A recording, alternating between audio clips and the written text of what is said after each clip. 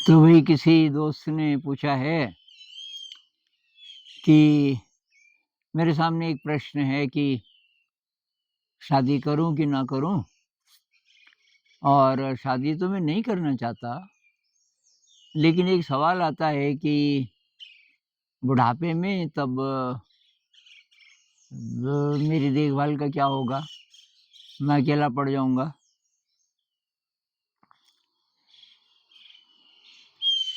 तो भाई आप ये मान के चल रहे हो कि अगर शादी होगी तो बुढ़ापे में ठीक ठाक रहेगा, आपके बच्चे होंगे और वो देखभाल करेंगे। हाँ, आपकी पत्नी देखभाल करेंगी, अगर आप पुरुष हैं तो। स्त्री हैं तो पति देखभाल करेंगे। ये मान के आप क्यों चल रहे हो?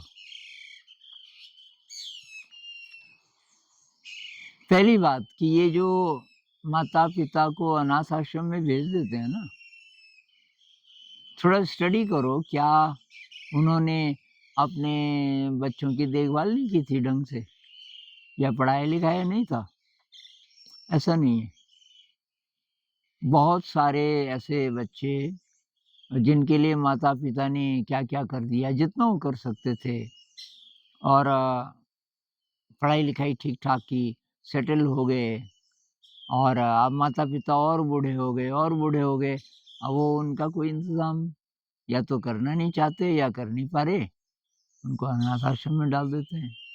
अब मान लीजिए आपके साथ भी ऐसा ही हो कि बच्चे हुए ठीक-ठाक और आपने अपनी तरफ से बेस्ट किया और अब बूढ़े हो गए, और पत्नी पहले मर गई या पति पहले मर गए, मतलब आप अकेले रह गए, और कुछ समय बाद आपको अनाथ आश्रम में डाल दिया गया। कभी जाना किसी अनाथ आश्रम में, उनकी बातें सुनना, और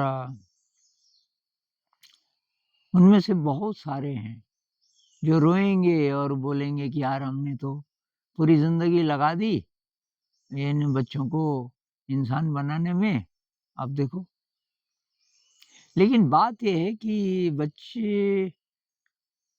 बच्चों को भी क्या कहें? अब आप कल्पना कीजिए कि आपके माता-पिता दोनों या एक हैं कहीं दूसरे शहर में, आपकी इधर जॉब लगी हुई है, आपकी शादी हो गई, आपके बच्चे स्कूल में पढ़ रहे हैं, और अब तो वहाँ कौन करेगा देखभाल माता-पिता की? मुश्किल है इंतज़ाम करना, इतना आसान नहीं है। अब ये है कि चलो आपस में तो एक-दूसरे की देखभाल कर सकते हैं, पति और पत्नी। भई दोनों ही ठीक-ठाक रहेंगे तब ना।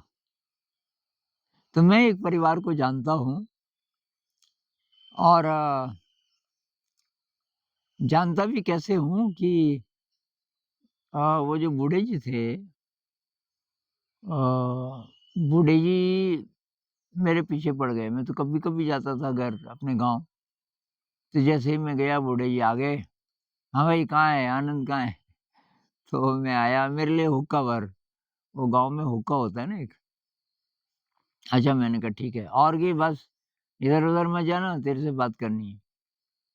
तो मैं बैठ गया, वो हुक्का पीते रहे, और उनका थीम ये था कि तू ये कभी कहीं, कभी कहीं, ना ढंग से जॉब करता, पढ़ा-लिखा है ठीक से, और जॉब कोई मिलता भी है तो बहुत कम टाइम करता है, और शादी नहीं करना चाहता। जिसकी शादी नहीं होती उसकी मुक्ति नहीं होती, और पता नहीं क्या-क्या बोल रहे थे। दरअसल उनके दिमाग में कोई लड़की थी। अब अंत में बोले जब 40-45 मिनट हो गए, मैं तो चुप रहा। उनको लगा कि ये मान गया। कहने लगे एक लड़की है, और पढ़ी-लिखी भी है, और वो तेरे को पसंद भी करती है कि पता नहीं देखा कि नहीं देखा तेरे को, तेरे बारे में सुना होगा, और तो मैं फिर भी चुप रहा। तो कहने लगे तू चुप क्यों है? अब मैंने कहा अब मैं जब बोलूँगा तो तब बोलूँगा ना जब आप सुनेंगे।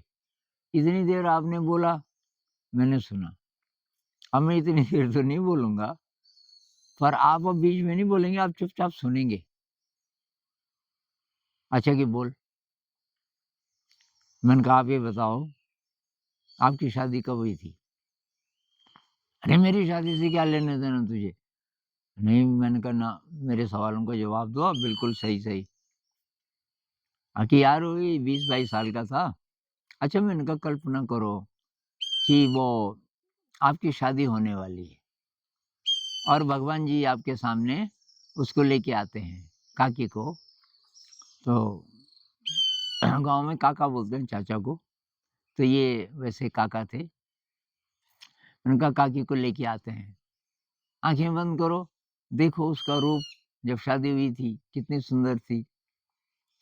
और भगवान जी पूछते हैं कि बेटा करेगा शादी? लेकिन ज़िंदगी वैसे ही बीतेगी, जैसे ये अभी वाली बीती। उनकी उम्र 75-80 के करीब रही होगी। अब उनकी आँखें बंद ही थी और आँसू आने लगे। फिर उन्होंने आँखें खोली, आँखें डबडबाई हुई थी। नहीं बेटा की, मैं तो बोलूँगा कि ना, मैं अकेला ही ठीक हूँ, नहीं करूँगा शादी। और तब रोते-रोते उन्होंने आखिरी-आखिरी बातें बोली, बेटा की तेरी काकी मरी बिस्तर पे 6 महीने तक। मेरे 4 बेटे हैं, 4 बेटों में से 2 घर ही थे उस दौरान। एक रिटायर हो गया था और दूसरा तो घर ही पे कुछ-कुछ करता है। दोनों ठीक-ठाक हैं, दोनों के परिवार, और उनकी बहुएँ भी गाँव में थी, कोई नहीं आया। 6 महीने तक मैंने तेरी काकी की देखभाल की और वो उसको उठा के ले जाना, और वो चल नहीं सकती थी, उसके पैर बेकार हो गए थे। और रोए जाए।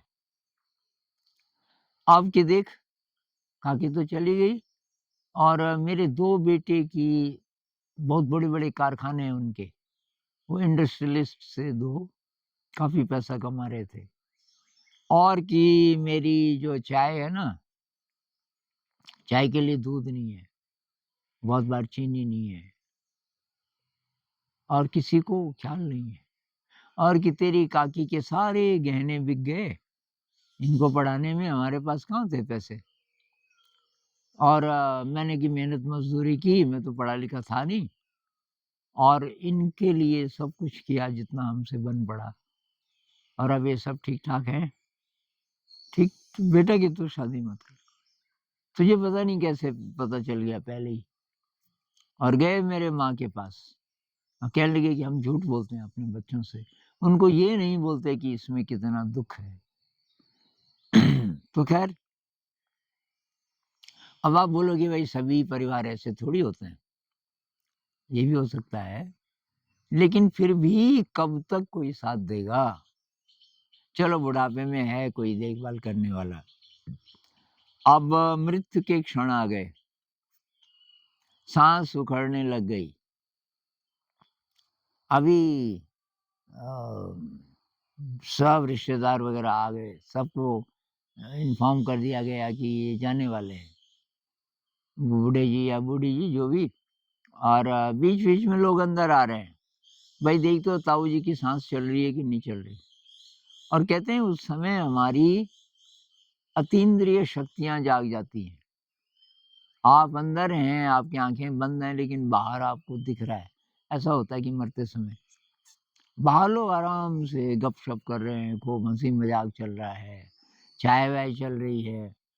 अब बीच-बीच में किसी को बोलते हैं कि यार इस समय मर जाता, ये ताऊ इस समय मर जाता तो बढ़िया था, क्योंकि अभी धूप है, अब और देर में मरेगा तो तब तो अब पूरी रात भर देखभाल करनी पड़ेगी डेड बॉडी की। ऐसी-ऐसी बातें चल रही हैं।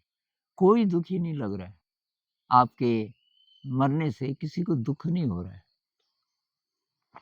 तो भाई कोई सहारा नहीं है। कोई ये मत सोचो कि मेरा बेटा-बेटी, मेरा पति, मेरी पत्नी अंत समय में, पहले तो अंत समय से पहले भी आप बीमार हो गए, अकेले पड़ गए, तो क्या करोगे?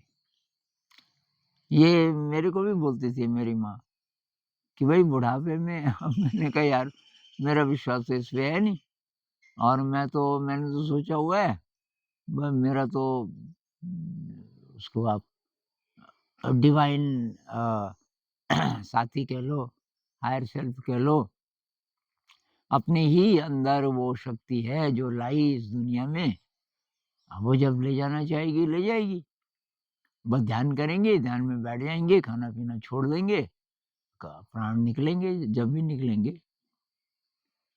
अब मैं अगर ये देखूँ ना कि अभी मेरी देखभाल किसने की, मैं अभी भी मर सकता था। ये जो बीमारी पता नहीं क्या था ये, कइयों ने बोला कि ये वो था कोविड का कोई रूप जिसका कि पता ही नहीं चला अभी तक भी डॉक्टरों को कि ये हुआ क्या है। कुछ लोगों को अभी भी हो रहा है और ये अमेरिका में भी मैंने पता किया वहाँ भी हो रहा है। उस समय हो रहा था पता नहीं। तो वही मेरे तो जितने साथी थे ना, वैसे मुझे चाहे नहीं भी पूछते थे ज़्यादा जब मैं स्वस्थ था, जब मैं बीमार था इतनी केयर इन लोगों ने की। भाई मैं तो गदगद हो गया क्योंकि मैं तो इनके साथ बहुत स्ट्रिक्ट रहता हूँ ना। कि भाई ये करो, वो करो, ज़्यादा मत सो, लेसन प्लान दिखाओ, क्या करने वाले हो इत्यादि, इत्यादि। खाने-पीने में भी काफ़ी तुनक मिजाज हूँ मैं कि भई ये क्या बना रहे हो तुम? कि ये नहीं खाऊँगा मैं, मेरे लिए ये बनाओ, मेरे लिए ये बनाओ वगैरह, वगैरह।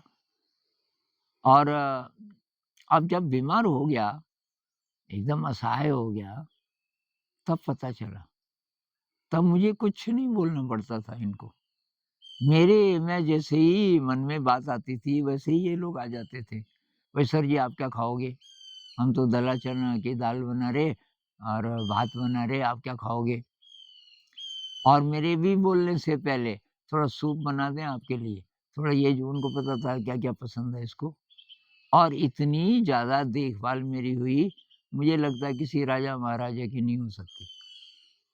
राजा-महाराजा की जो सेवा करेंगे, वो डर के कारण करेंगे क्योंकि वो राजा है, उसकी अथॉरिटी चलती है। लेकिन जब मैं बीमार हुआ कोई अथॉरिटी नहीं। ये तो काफ़ी टाइम से मेरी ज़रूरत नहीं है यहाँ मतलब स्कूल चलाने के लिए, सब ठीक-ठाक है। फिर भी लोग चाहते हैं कि मैं यहीं रहूँ अ, और कुछ-कुछ ध्यान में गहरे हैं, तो उनका ये भी है कि मतलब आप रहेंगे तो ध्यान की जो एनर्जी है ऐसा विश्वास है उनका, वो ज़रा ठीक-ठाक रहेगी।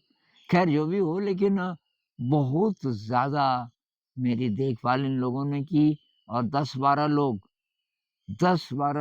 और सारे खुश, कोई उदास नहीं था। ये भी है ना कि अब बीमार के पास आप भी उदास चेहरा लेके जाओगे, वो बेचारा और उदास हो जाएगा।